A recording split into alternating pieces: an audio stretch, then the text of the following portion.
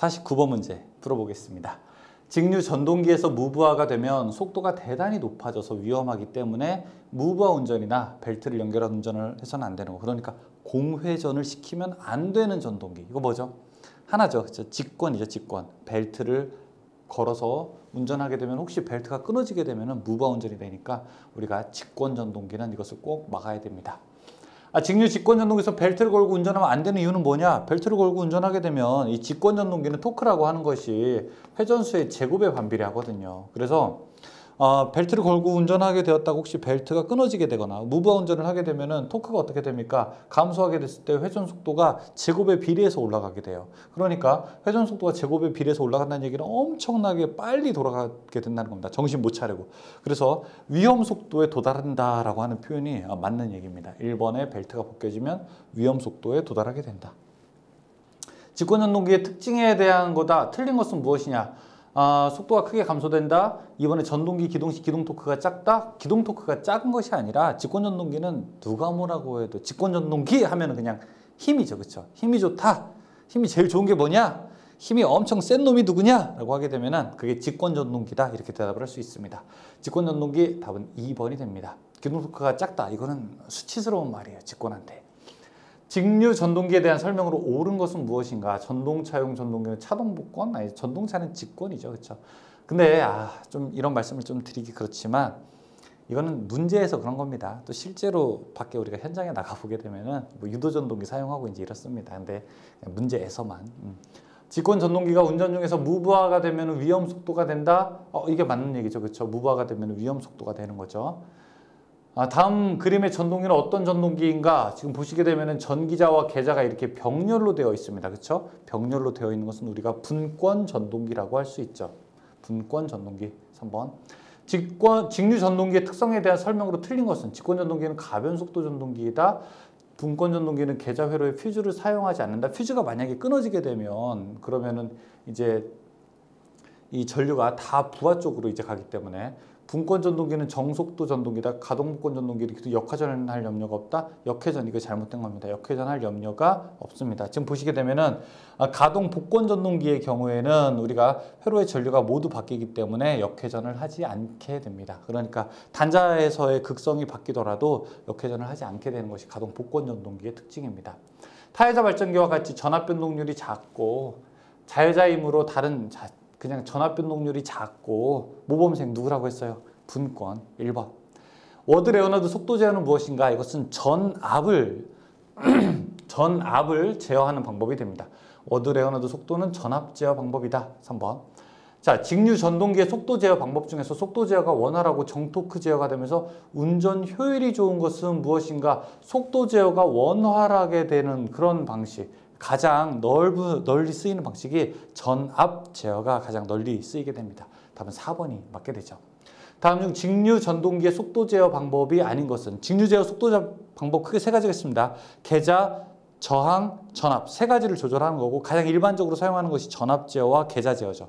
그런데 4번의 주파수 제어라고 하는 것은 직류 전동기를 제어하는 것이 아니라 이것은 교류 전동기에 해당되는 거죠. 그래서 1, 2, 3번이 직류, 4번은 교류, 4번이 해당되지 않습니다. 직류 분권 전동기의 운전 중에서 계자 저항기의 저항을 증가하면 속도는 어떻게 되는가? 자, 한번 보죠.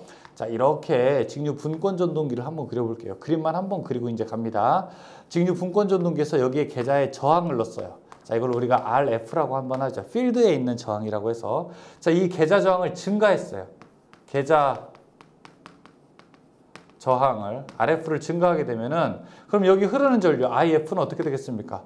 당연히 흐르는 전류는 감소하게 되겠죠. 흐르는 전류가 감소하게 되면 여기서 만드는 자속 파이는 어떻게 되겠습니까? 자속 파이도 감소하게 되겠죠. 자속 파이가 감소하게 되면은 직류 전동기의 속도식 N이 K 한 다음에 파이 V-IARA가 되는데 파이가 줄어들게 되면 속도는 어떻게 됩니까? N은 오히려 증가하게 되죠. 그래서 계자 저항이 증가하게 되면 속도는 증가하게 된다. 계자 전류가 감소하게 되면 속도는 증가하게 된다. 자속이 감소하게 되면 속도는 증가하게 된다. 계자 저항이 감소하게 되면 속도도 감소하게 된다. 이렇게 이야기할 수 있습니다. 지금 계좌 저항이 증가하는 거잖아요. 저항이 커지는 거잖아요. 저항이 커지면 속도는 증가한다. 이렇게 대답을 할 수가 있습니다. 답은 2번에 해당합니다. 자, 유사 문제가 계속 나올 수도 있습니다. 잘 보십시오. 한번 정리는 해놓으셔야 돼요. 직류 전동기 속도제에서 자속을 2배로 하면 회전수는 어떻게 돼요? 자속이 커지게 되면 속도는 더 감소한다고요. 오히려 1번 2배가 됐으니까 더 반으로 줄어들게 됩니다. 직류 전동기에서 속도제에서 자속을 줄이면 어떻게 되냐? 회전 속도는 오히려 2배로 더 늘어나게 된다고요. 답 3번. 계속 이런 문제들이 출제가 되는 겁니다. 직류 전동기의 속도 제어 방법 중에서 계좌 전류를 조절하여 속도를 제어하는 방법은 무엇이 되겠는가? 직류 전동기 속 계좌 전류를 제어하는 방법. 계좌 전류를 제어하니까 그냥 계좌 제어가 되겠죠. 답은 1번. 직류 분권 전동기의 계좌 저항을 운전 중에 증가시키는 경우 일어나는 현상으로서 옳은 것은 계좌 저항이 증가하게 되면은 속도도 어떻게 된다? 증가하게 된다. 속도는 증가하게 된다. 4번으로 놓을 수 있겠죠.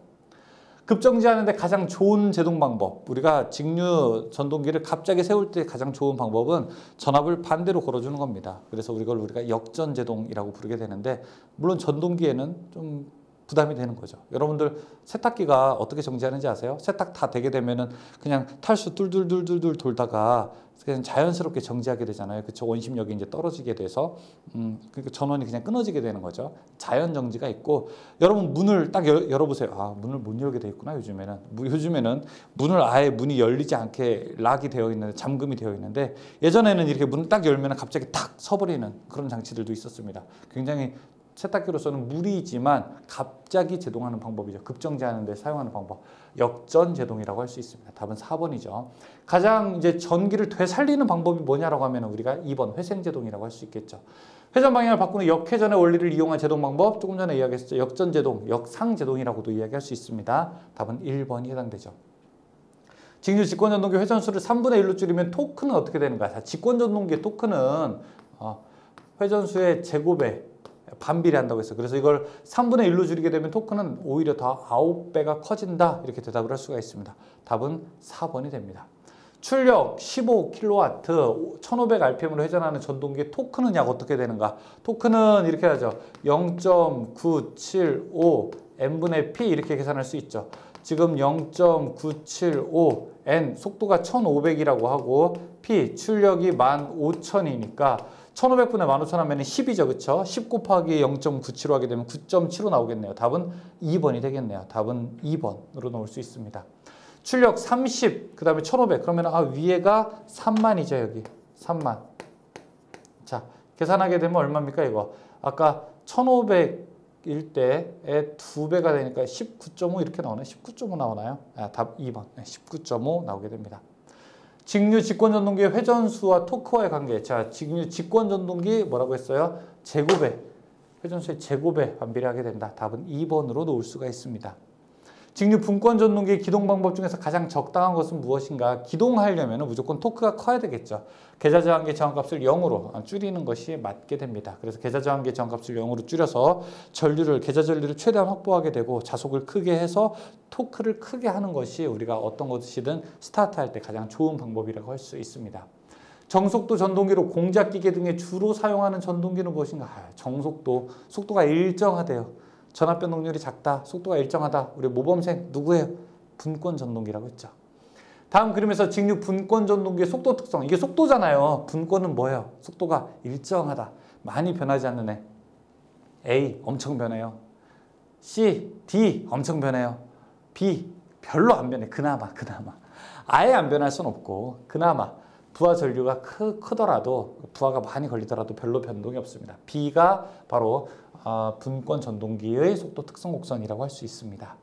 직류 전동기에 있어서 무부하일 때 회전수가 1200, 정격일 때가 1150이라고 하면 속도 변동률은 정격분의 무부하 빼기 정격 이렇게 계산하게 되죠.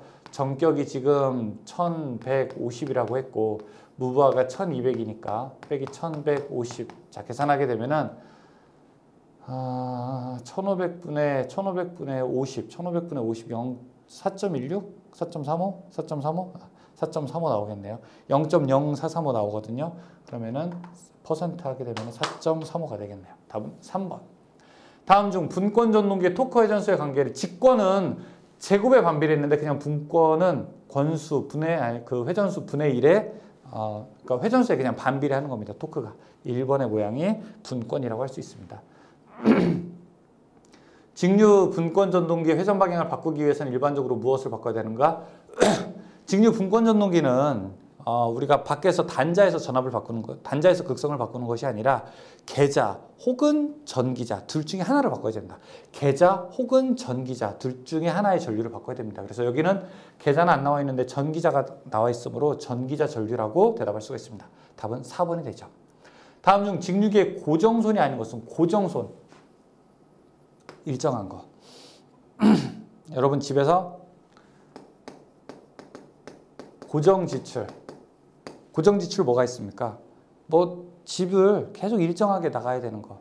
고정지출, 집에 인터넷 비용, 그렇죠? 뭐 건강보험료, 뭐 집에서 관리비, 아파트 관리비 고정손이죠, 그렇죠?